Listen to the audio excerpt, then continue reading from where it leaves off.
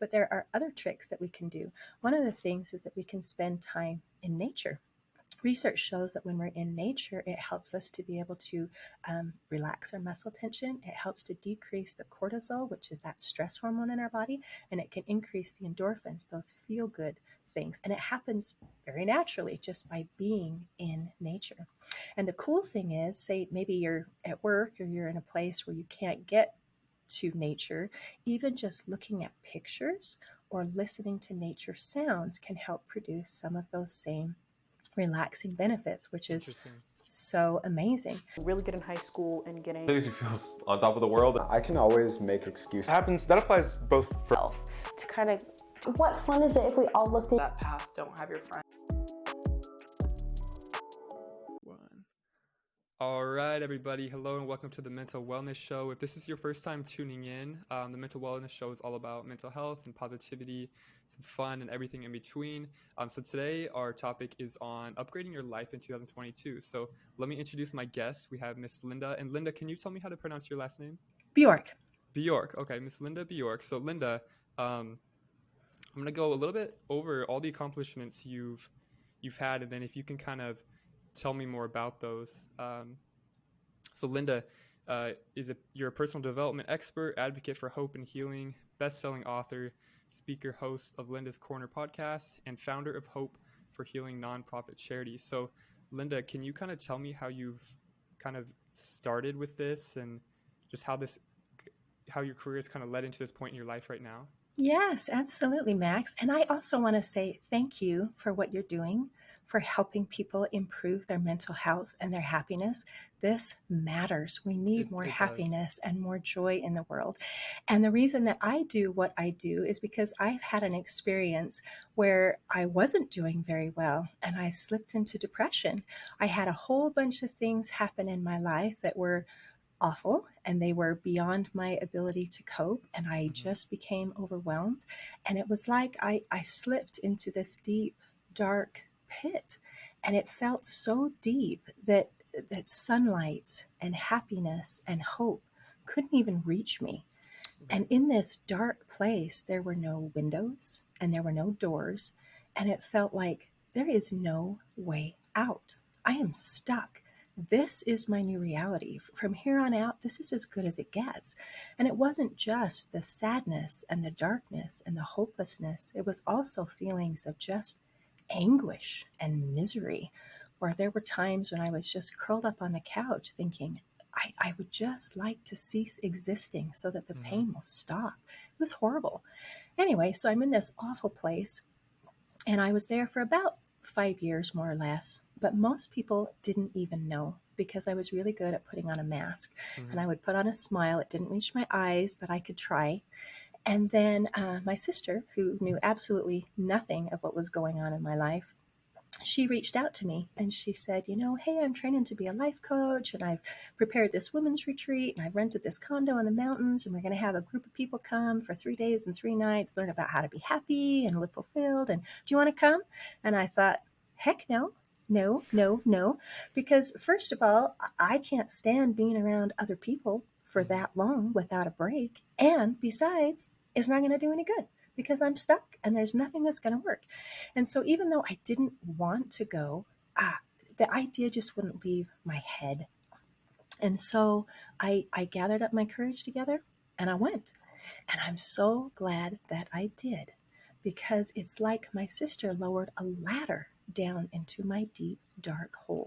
Wow. And she showed me a way to climb out where I didn't see any way out. There was one, but I didn't know it yet. And it's very much like a ladder. It's not an elevator where you press a button and instantly, voila, you feel fantastic. It took time and it took effort. I like to liken it that healing is not like flipping on a light switch where instantly everything is bright and wonderful. It's more like a sunrise where the changes from moment to moment are gradual, maybe even imperceptible, but it does come and the change is beautiful. And so that is why I do what I do, because I understand what it feels like. I have been there. I understand the feeling of anguish and the feeling of absolute hopelessness. And so if I can reach out to people and say, hey, you're not alone. and there is a way out, and there is hope for healing. And that is my mission, to help give a ladder to anyone who's willing to make the climb. I love that, Linda. The metaphors you use with the ladder versus the elevator, and how it's not just this journey where you can step in and boom, you're better. It still takes effort. I love that. And then the light switch, it's not just easy like that. It's like a sunrise coming up. So I love those metaphors. I've never heard that before. So it's really interesting. You've kind of taken your personal life experience and put it down into those metaphors. And I think it makes it really relatable and be like, wow, I kind of understand what happened there. So I really love that, Linda. So today, all is going to be all about talking about happiness and stress management and just kind of tricks to upgrade our life, a little bit. So Linda, I'll go ahead and get started and ask you some questions here. So I kind of want to ask, what exactly is happiness to you? What does that mean? That's such an excellent question, because I think happiness means different things to different people. But in general, it's feelings of joy, of satisfaction, of contentment, and fulfillment. And what that looks like to you might be a little different than what it looks like to me, but it's still, those feelings are going to be similar. Right. And I think I heard this before, and I wonder if I'm kind of curious if this is true to you too. Do you think there's a difference between like happiness and excitement? I've heard I might have been listening to like a motivational speaker, and they were saying how, you don't really want to live for happiness. You want to live for excitement in your life. But I wonder if they kind of intertwine and maybe they're similar, or do you think there's a big difference there? That is an excellent question. And I have heard the word, rather than excitement, I've heard joy compared to happiness. Mm-hmm. And people, we use the same word, and sometimes the same word means a different thing to different people. To some people, the idea of happiness means a transitory feeling, where joy is something that's deep and lasting. And in your instance, the excitement would be just, a joy that just like bubbles up and over, and it's more than just yeah, I'm okay. And so we can use different words to mean different things, but basically, if our objective is to feel good, to feel positive, I think that's a great direction to go. So let's kind of touch on stress a little bit, because stress and like anxiety a lot of times kind of limits it limits us on how far we can go, and it's this feeling that makes us feel the opposite of happiness and excited. So I'm curious, do you have some like stress management tips that we can take home with us that we can kind of work on? Oh, absolutely. And is it okay if, before I share the tips, if I explain a little bit about what stress and that stress Yes. response does to our mind and to our Yes, of body? course. Please. Now, when we think about ideas of stress and even anxiety, a little bit of fear, we think, oh, negative, these things are bad. But the interesting thing is that all of the emotions that we have are either neither good nor bad. They're either helpful or hurtful, depending on the intensity and the duration. So feelings of stress, we don't have to panic about that. Stress is actually designed to improve our performance. About 100 years ago, a group of scientists named Bjorks and Dodson, they did a study that showed, they were trying to figure out, what does stress do to our body? Does it improve our performance? Does it make it worse? And the answer is, it depends. When you have a little bit of stress, it increases our performance, and then it gets up to a peak level. And then when we get too much stress, then it falls off. In fact, you can just absolutely fall apart and become useless. And so the intensity matters. So we don't have to worry about being stressed about being stressed. We don't need to worry about being anxious about being anxious. These feelings are normal, and they're designed, if it's in the proper frame, to be helpful for us.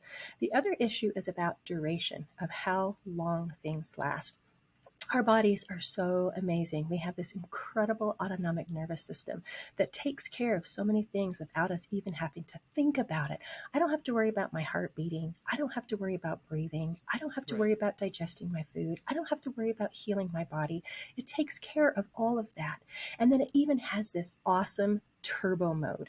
And the turbo mode helps us to be able to have that extra burst of energy if we have a problem situation that we need to get through right now. So like if there's a tiger, we got to be able to run. And so what it does in order to get this extra turbo boost is it turns off other systems in our body.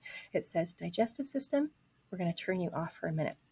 Immune system, we're going to turn that off for a minute. We're going to turn these off and divert all the energy into you being able to run away from that tiger right now. And so when we're in that system, this is called the stress response, and it is our sympathetic nervous system, or fight or flight. And it's designed to help us, but it's also designed to be used temporarily. So you go into that, you get away from the tiger, and then you're supposed to come back.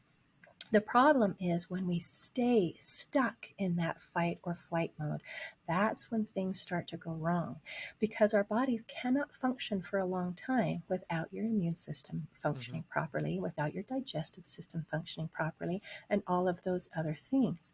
And so if we stay stressed, that's the problem. So we have this Right. little kind of a switch to go back and forth.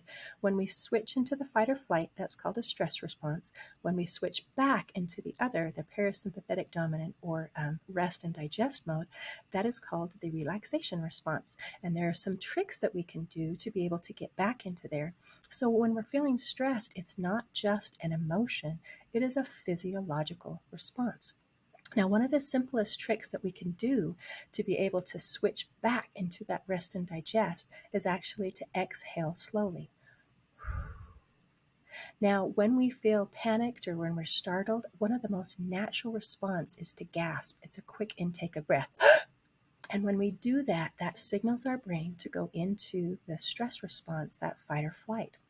And it feels like you can't breathe, but what our body is actually doing is it's making sure that our lungs are filled with oxygen, and it's going to hold it so that we can have that burst of energy, get away from that tiger, and then it will deal with whatever it needs to deal with. But if there isn't actually a tiger and we can start to safely turn it back, then by slowly exhaling, it sends a signal to the brain, oh, okay, let's switch it back into the rest and digest. Now, if one exhale isn't enough to do it, then you can do a breathing pattern. And there's lots of different ways to do it. One is called a box pattern, and that's you inhale for a count of 4, and then you hold it for a count of 4. And then you exhale for a count of 4, and then you hold for a count of 4, like this. In, 2, 3, 4, hold, 2, 3, 4, out, 2, 3, 4, hold, 2, 3, 4. And you can continue that pattern until you can feel your heart rate start to slow down, and you can feel that you're back into a good place. So breathing is one of those super simple things that we can do to help switch it back into the rest and digest. But there are other tricks that we can do. One of the things is that we can spend time in nature. Research shows that when we're in nature, it helps us to be able to relax our muscle tension. It helps to decrease the cortisol, which is that stress hormone in our body, and it can increase the endorphins, those feel good things. And it happens very naturally just by being in nature.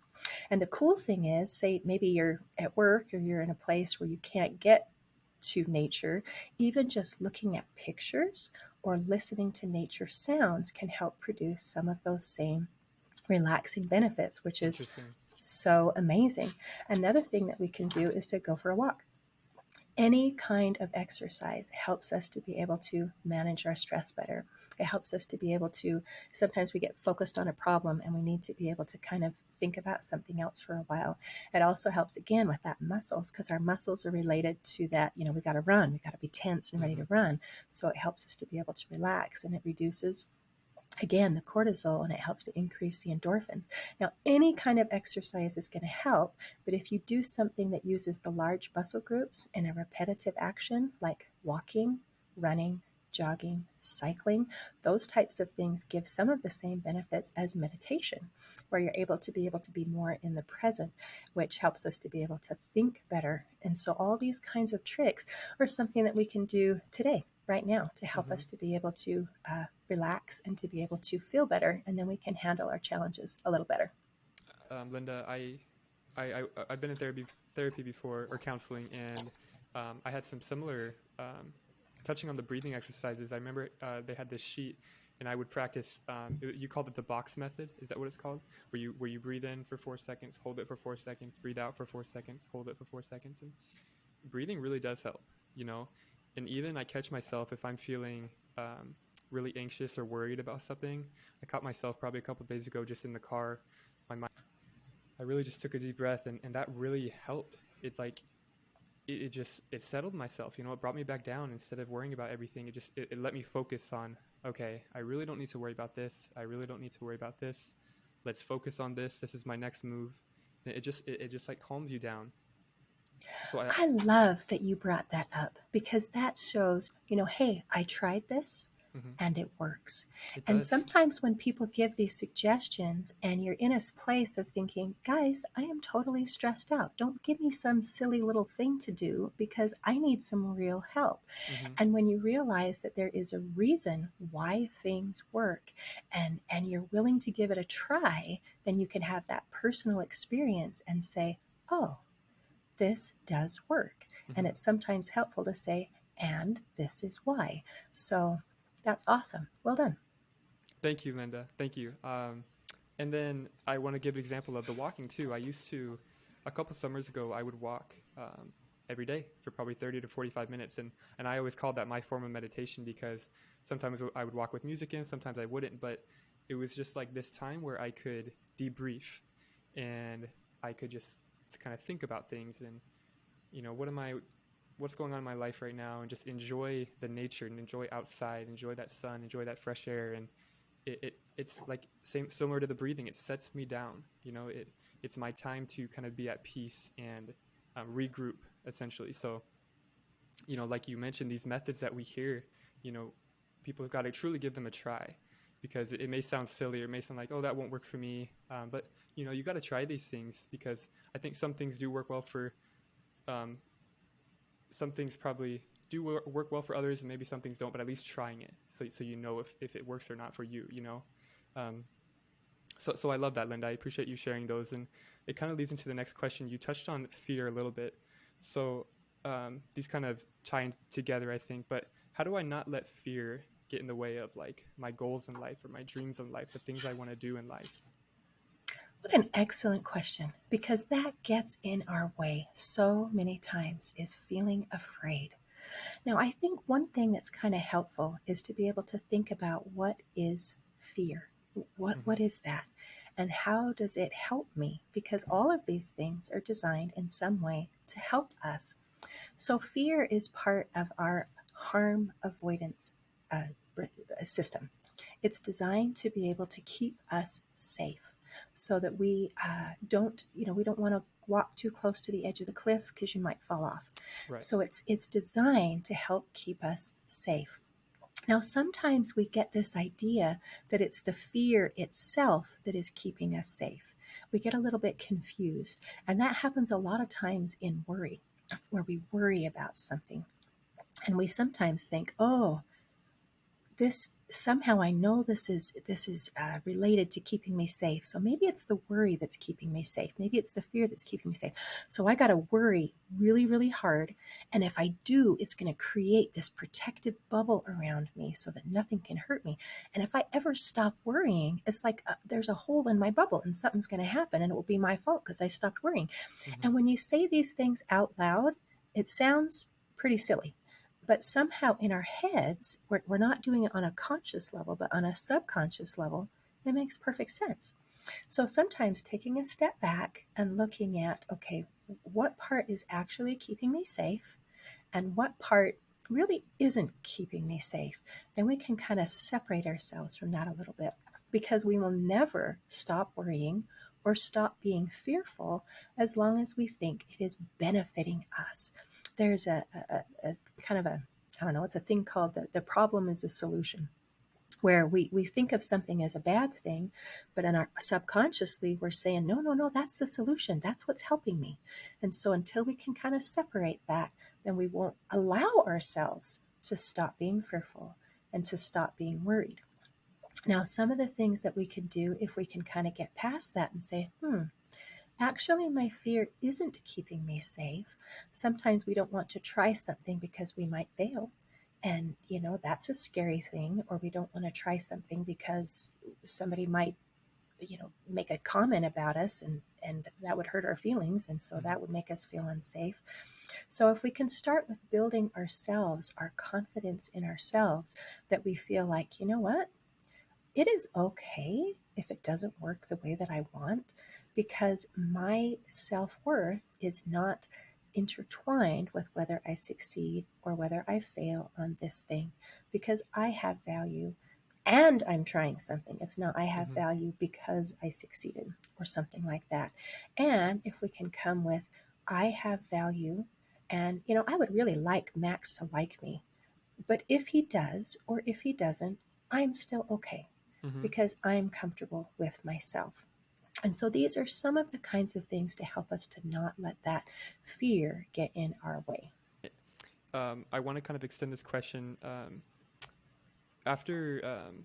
I want to ask you. So, what are some tips after maybe we've had a low point in our lives where maybe we've hit rock bottom? We feel like I can't come out of this. It can be a pretty dark time, and I think during those times it's especially hard to kind of be motivated to try and get yourself out of it. You feel like you're stuck.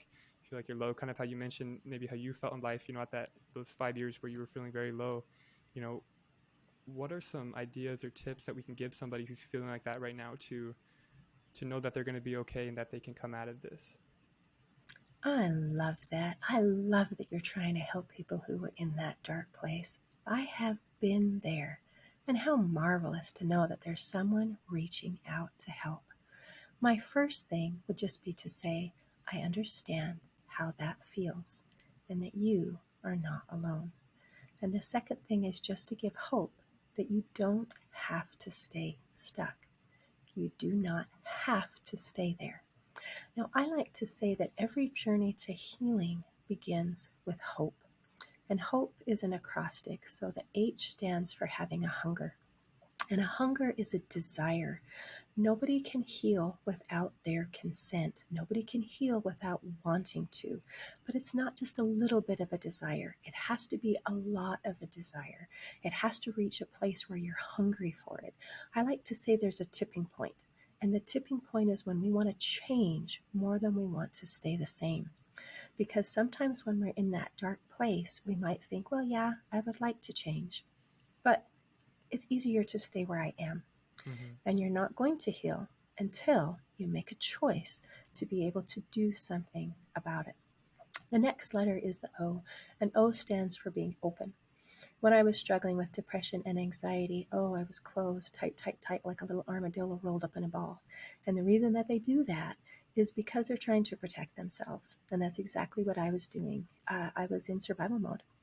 But you can't heal when you're all rolled up tight. You have to be Right. able to open up at least a little bit. And I didn't go from tight, tight, tight to arms open wide. But my first step was admitting to another person that I was not in a good place. And that was to my sister when I said, I'm scared to come because I'm not in a good place. I'm afraid I'm going to fall apart. And that was able to start a dialogue. We also have to be open to change. We have to Mm-hmm. be open to healing. We have to be open to trying new things. We have to be open to the idea of healing. Now, the P stands for positive expectancy. And positive expectancy means that we are expecting a positive outcome. When I was feeling hopeless, like nothing is going to make any difference, I'm not going to put any effort into something if I don't think it's going to work. We have to be able to feel like something good is going to come out of this and it's going to be worth it and I'm going to be better. And in order to get to that place, it takes a little bit of trying and doing. And sometimes it's helpful to look at someone else and say, oh, they did it and it worked for them. And that could give us that little bit of positive expectancy that no, I don't have to stay stuck. I Right. can move forward. And then the E stands for empowerment. When we're struggling with things like depression, anxiety, a victim mentality, low self esteem, low confidence, all of these things, we feel powerless. Like there's nothing that we can do about our situation, there's nothing we can do about it. And that leaves us stuck. We have to be able to be empowered to be able to handle our own situation. And this is about being empowered to feel comfortable in our own skin, feeling the power that we can solve our problems and the power that we can be resilient and that we can be confident. And all of these things come from a combination of learning and doing. We learn something and then we have to apply it. And it takes those two things together in order to make the changes. And what's so beautiful about all of these changes is they're not just mental or just emotional, they are physiological. It is all interconnected. And so when we do things a little bit differently, when we say things a little bit differently, when we think things a little bit differently, it actually changes the chemistry in our brains and it Mm-hmm. changes the chemistry in our bodies. And that helps us to be able to feel better. Because anybody knows who has been in that dark place that it's not just a matter of, oh, well, just choose to be happy. Oh, just stop thinking about it and get over it. Right. It doesn't work that way. It is chemical, it is real. And so, as we make these small, simple changes, it actually, literally, physiologically changes the chemistry in our brains and our bodies so that we can feel happy again, so that we can feel calm, and that we can feel in control. Linda, that's so amazing. I love how you use hope and have the acronym for each one. And I want to touch on empowerment a little bit. And it's really a powerful thing how we can, kind of bring ourselves out of these dark places, and of course we have help from other people too, but just how you mentioned, you could change your thinking and that will, change just your whole self and bring you out of that. So I wanted to touch on that empowerment. Do you have some empowerment tools for anybody who's watching that they can, bring themselves up? Yes, absolutely. And some of the things that we've mentioned, like the breathing and the Mm-hmm. exercising and nature, those could all be considered empowerment tools because they are tools that we use to help be able to put ourselves in a better place. And Right. any time that we're in the driver's seat, doing anything, even if it's small and simple, that is giving us power. Now, there are things that we can do to help us feel happy today. And I love the idea that we don't have to wait to be happy until something happens. Mm-hmm. Some people think that happiness comes from the outside in, like, well, I will be happy when I have X dollars in my bank account, Right. or I will be happy when I have this many followers on my social media. And it doesn't actually work that way. It comes from the inside out. So, one thing that we can do to be happier is actually to smile. And that is so interesting because we all know that when you're happy, then you smile. But Mm-hmm. not everybody knows that when you smile, you become happy. And this is called the facial feedback hypothesis. And research shows that our emotions and our body language go back and forth. And it's really interesting. Charles Darwin was actually the first to hypothesize that this was a thing. He noticed it and said, hey, is this a thing? And then research for the next, gazillion years have said, yeah, this is absolutely a thing. So if we make an effort to smile more, it actually sends signals to the brain. Okay, it's time to produce more endorphins. It's time to produce those chemicals that make us feel good. And so we can start there. Another thing that we can do that can help you start to feel better in just like a minute or two is called a power pose. And it uses the same facial feedback hypothesis where you stand with your feet about shoulder width apart, your feet face forward, and your weight is evenly distributed. You stand up straight and tall. You pull your shoulders back, put your chin up. You put your hands in fists on your waist, and then you just smile and you hold it for 90 seconds. And research shows that if you hold it for between 1 to 2 minutes, it actually increases your confidence and it increases your feelings of happiness and your feelings of power and being in control. And then if you go back and research, okay, why does that work? When the body language goes back to how our emotions feel, when we stand up straight and tall, when we pull our shoulders back, when we put our chin up, it signals to the brain to give, okay, we need to increase the levels of testosterone just a little bit. And that gives us that feeling of confidence and the feeling of power and the feeling of being in control. And when we smile, that sends the signals to the brain that says, okay, we need to increase the endorphins. When we stand up tall and we pull our shoulders back, it also helps to lower the levels of cortisol, that stress hormone in the body.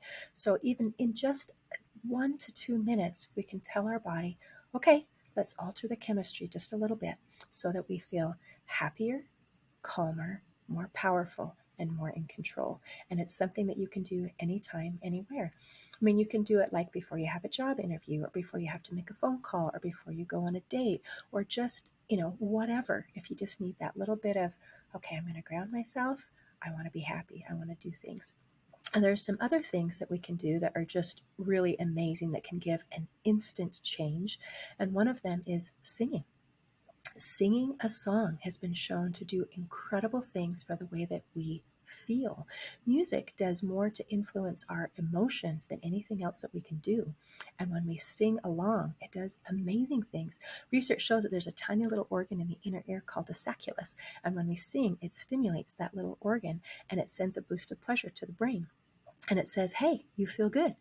And then it also helps to relax our muscle tension. It helps to reduce the level of cortisol. It helps to increase the level of the endorphins. And it also, they've done lots of research on depression and anxiety and singing. And one of my favorite studies, they took a group of people struggling with depression and anxiety. They said, okay, you're the control group. Don't change a thing. Then they took another group and said, okay, you're the study group. Don't change anything except we want you to sing every day.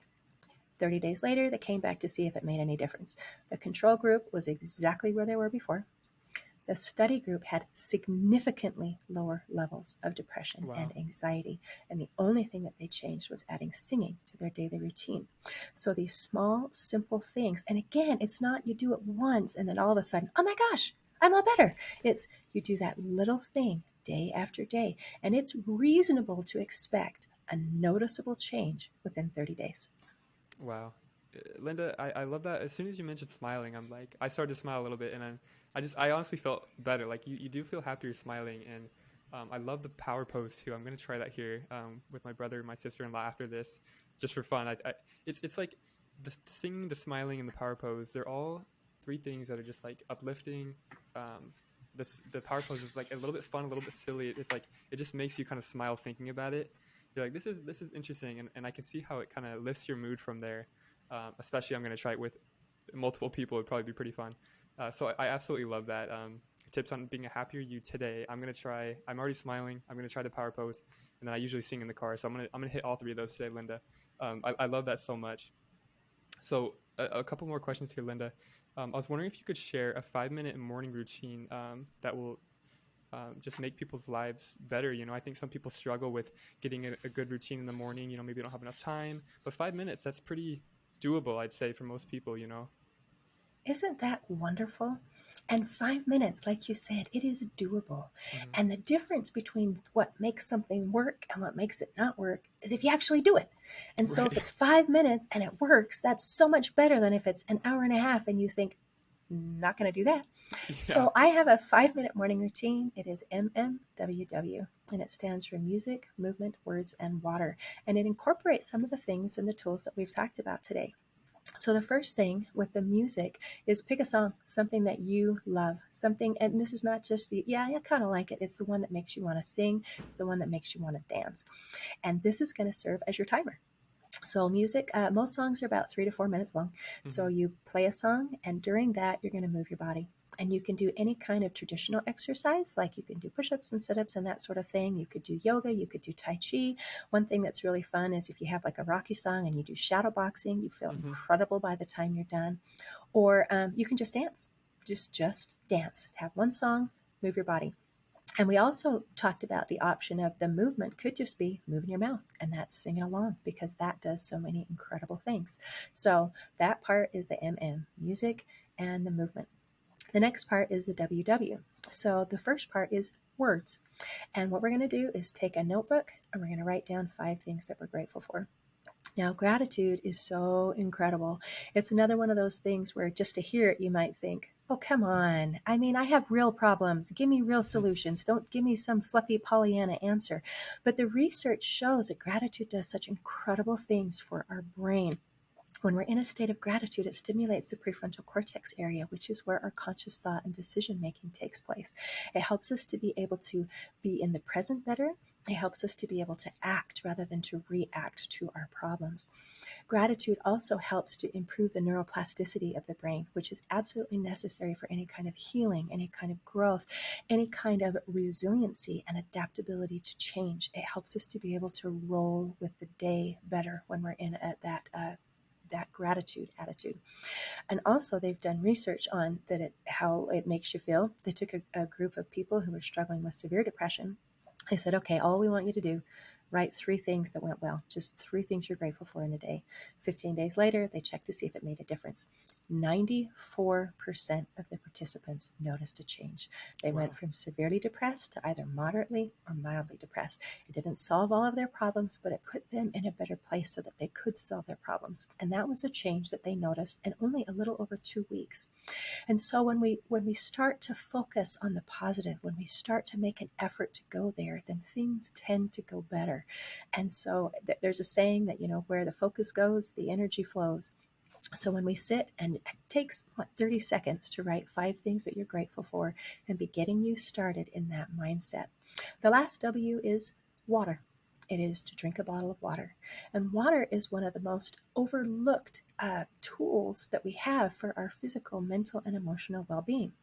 Our brains are about 73% water, and research shows that if we become dehydrated, even as little as 1%, it starts to negatively affect our brain function and our mood. So if we can keep adequately hydrated, then that helps us to be able to feel better.